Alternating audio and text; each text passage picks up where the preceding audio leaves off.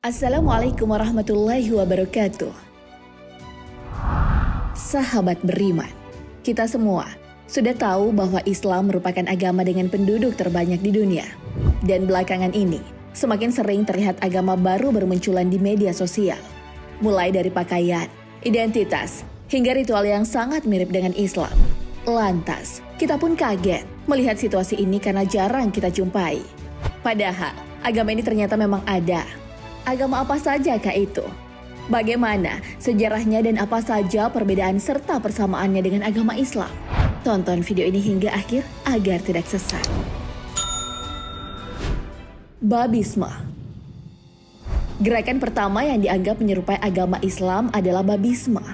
Babisme adalah gerakan keagamaan yang berkembang di Persia pada tahun 1844 hingga 1852. Kemudian lama-kelamaan masuk di dalam pengasingan di Kekaisaran Ottoman. Pendirinya adalah Said Ali Muhammad Shirazi yang diambil dari sebuah istilah teologi Syiah. Babiyah berasal dari kata bab yang berarti pintu. Dalam teologi Syiah, kata itu digunakan dalam arti perantara, yaitu antar umat dan Imam Mahdi yang diyakini gaib. Ketika Said berusia 44 tahun, ia pernah mengklaim bahwa ia merupakan utusan dari Tuhan, meskipun penampilan mereka juga tertutup dan menyerupai muslim dan muslimah. Namun kepercayaan ini ingin berbeda dan memiliki sistem keagamaan yang baru dari Islam. Mereka mempercayai Imam Mahdi sebagai juru selamat di akhir zaman yang dipilih oleh Tuhan. Menurut mereka, Imam Mahdi saat ini masih hidup, namun tak bisa dilihat bagi penganutnya. Dan bab dianggap sebagai makna simbolis kembalinya Imam Mahdi saat hari kiamat. Kepercayaan Bahai. Bahai adalah agama monoteistik yang menekankan pada kesatuan spiritual bagi seluruh umat manusia. Sebagaimana konsep tauhid dalam Islam, monoteistik juga bahwa hanya ada satu Tuhan yang mereka sembah. Agama ini lahir di Persia yang saat ini disebut dengan Iran pada tahun 1863. Pendirinya bernama Mirza Husain Ali Nuri dan bergelar Bahaullah atau kemuliaan Tuhan. Awalnya kepercayaan ini berkembang secara terbatas di Persia dan beberapa daerah lain di Timur Tengah yang pada saat itu merupakan wilayah kekuasaan Turki Utsmani. Druze adalah sebuah komunitas keagamaan yang basisnya umumnya berlokasi di Timur Tengah. Pendirinya adalah Muhammad Ad-Darasi. Kelompok ini muncul dari Islam dan dipengaruhi oleh agama-agama dan filsafat-filsafat lain, termasuk filsafat Yunani. Kaum Druze menganggap dirinya sebagai sebuah sekte Islam Yuniyat atau pembaruan. Namun meskipun mereka tidak dianggap sebagai muslim oleh kebanyakan muslim di wilayah tersebut, kaum ini tetap menyebut dirinya umat monoteisme atau yang hanya menyembah satu Tuhan saja. Rastafarianisme. Rastafari atau Rastafarianisme atau gerakan Rastafari adalah sebuah agama yang berkembang di Jamaika pada dasawarsa 1930-an. Para peneliti agama menggolongkan agama Rastafari sebagai gerakan agama baru dan gerakan sosial. Menariknya, tidak ada pimpinan pusat semacam paus atau khalifah yang mengendalikan gerakan ini. Sebagaimana Islam yang meyakini hanya ada satu pencipta, kaum ini juga memiliki penafsiran yang sama. Unsur utama dalam agama mereka adalah monoteisme atau kepercayaan kepada satu Tuhan yang disebut Yah, yang diyakini ada di batin setiap orang. Syabakisme. Dari luar, memang Syiah ini hampir mirip dengan umat Islam. Memakai jubah, surban, dan jenggot untuk penganut laki-laki dan memakai hijab dan baju dalam bagi perempuannya.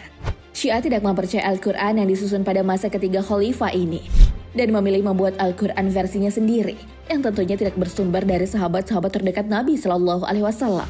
Begitu juga dengan hadis, karena mereka tidak mempercayai hadis yang dirangkum ketiga masa kepemimpinan khalifah ini. Maka banyak sekali hadis penting yang menjadi pegangan utama umat Islam. Hingga saat ini mereka dustakan. Contohnya, tentang cara sholat dan jumlah sholat dalam sehari semalam. Amat berbeda antara Syiah dengan Islam. Sikh. Bagi pecinta film Bollywood, kebudayaan India pasti sudah tak asing lagi. Namun tahukah Anda mengenai kepercayaan Sikh? Ini adalah sebuah agama berasal dari Punjab, India. Dan yang mengejutkan, ternyata agama ini telah memiliki 10 hingga 15.000 penganut di Indonesia. Banyak yang mengira jika Sikhisme berasal dari perpaduan agama Islam dan Hindu. Menurut pemuka agama Sikh di Indonesia, Ranjit Singh, ajaran yang dibawa Guru Nanak Dev itu tidak beririsan dengan Hindu atau Islam. Namun yang mengamini bahwa ada sejumlah ritual dan nilai yang terinspirasi dari dua agama tersebut. Agama Sikh muncul untuk pertama kalinya di Punjab, India Utara pada 1469. Ada 10 sosok yang mewakili Nabi dengan sebutan guru di bagian awal namanya. Nabi yang terakhir, Guru Gobind Singh, wafat pada 7 Oktober 1708. Sikhisme memiliki keyakinan esensi terhadap keesaan Tuhan, di mana Tuhan berada. Penganut Sikh mempercayai bahwa Tuhan ada pada setiap ciptaannya, termasuk di dalam diri manusia. Sikhisme sudah masuk ke Indonesia sejak awal abad ke-19 melalui 3 jalur utama. Pertama, jalur perdagangan yang kebanyakan masuk dari Tanjung Priok, Jakarta Utara. Kedua, jalur imigran, ada yang masuk dari Tanjung Priok dan pelabuhan di Sumatera. Terakhir, dibawa pasukan Inggris sebagai tentara.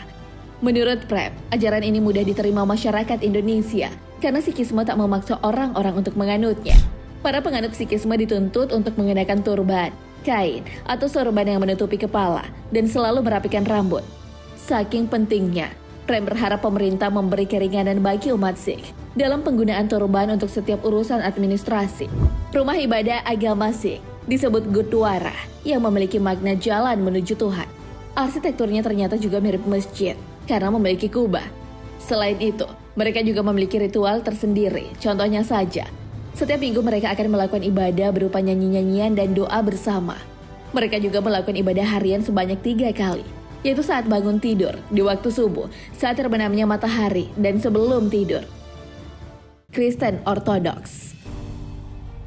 Agama yang satu ini memang sangat identik dengan Islam. Mulai dari cara berpakaian hingga ritual keagamaan, semua nyaris membuat Anda tercengang. Sebenarnya jika ditelusuri lebih jauh, KOS atau Kristen Ortodoks Syria sudah ada sejak abad 5 Masehi. Lebih tua dari agama Islam yang lahir pada abad 6 Masehi. Namun meski terlihat serupa, tentu ada perbedaan seperti perbedaan akidah dan ritual keagamaannya. Siapa bilang sholat 5 waktu hanya dilaksanakan oleh umat muslim? Kristen Ortodoks Syria ternyata juga menjalankan ritual keagamaan mereka sesuai perputaran waktu yang ada. Mereka ternyata juga mengerjakan ibadah seperti Sa'atul Awal atau subuh, Sa'atul Solis atau duha, Sa'atul Sadis atau zuhur, Sa'atul Tish'ah atau asar, Sa'atul Ghurub atau maghrib, Sa'atul Naum atau isya, Sa'atul Lail, tengah malam atau tahajud. Ar-Rahman Ar-Rahim, the most gracious, the most merciful. Selanjutnya, mungkin yang juga mengejutkan adalah identitas dan pakaian yang mereka kenakan. Dalam Islam, para perempuannya diperintahkan untuk menutup auratnya dengan menggunakan jilbab yang syar'i. Perintah itu diterangkan dalam surah Al-Ahzab ayat 59 yang berbunyi, "Hai Nabi, katakanlah kepada istri-istrimu, anak-anak perempuanmu, dan istri-istri orang mukmin, hendaklah mereka menggelurkan jilbabnya ke seluruh tubuh mereka. Yang demikian itu, supaya mereka lebih mudah untuk dikenali. Karena itu, mereka tidak diganggu, dan Allah Maha Pengampun lagi Maha Penyayang." Dan perempuan Kristen Ortodoks ini juga harus mengenakan jilbab saat ke gereja. Selain itu, mereka tidak boleh mengenakan celana panjang dan harus mengenakan rok saat beribadah. Lalu bagaimana dengan perkara puasa? Jika dalam Islam terdapat puasa wajib seperti di bulan Ramadan dan sunnah di hari-hari tertentu, aliran Kristen Ortodoks juga mewajibkan para pengikutnya untuk berpuasa. Para pengikut Kristen Ortodoks Syariah disebut Shaumil Kabir atau puasa 40 hari berturut-turut yang dilakukan sekitar bulan April yang mengikuti kalender Julius. Nah, sahabat beriman, itulah tadi beberapa fakta mengenai agama yang memiliki kemiripan dengan Islam. Hal ini tentunya semakin memperkaya pengetahuan kita tentang keberadaan umat dan kepercayaan lain di dunia. Agama apa saja yang baru Anda tahu? Dan bagaimana menurut Anda? Wallahu a'lam bishawab. Wassalamualaikum warahmatullahi wabarakatuh.